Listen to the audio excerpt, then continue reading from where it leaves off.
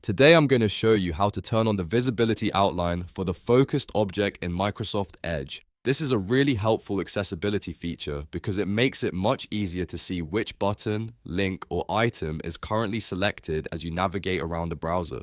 If you've ever lost track of where your focus is while using Edge, this simple setting can make a big difference. And before we jump in, if this video helps you out, please hit the like button and subscribe for more quick software tutorials. Alright, let's get started. First, open Microsoft Edge on your computer. Once Edge is open, look to the top right corner of the browser and click the three-dot menu. This is where you'll find all of Edge's main settings and tools. From the menu, click Settings. That will open the Edge settings page in a new tab. On the left-hand side of the settings screen, find and click Accessibility.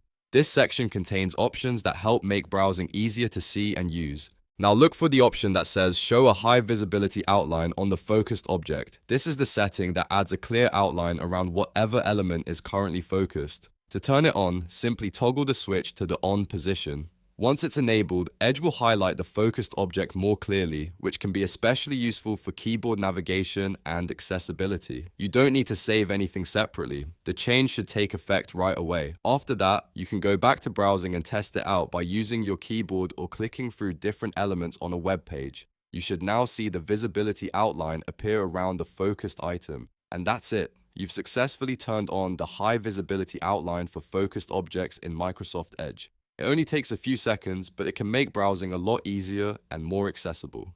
If this tutorial helped, please give it a thumbs up and subscribe for more step-by-step guides just like this one. Thanks for watching, and I'll see you in the next video.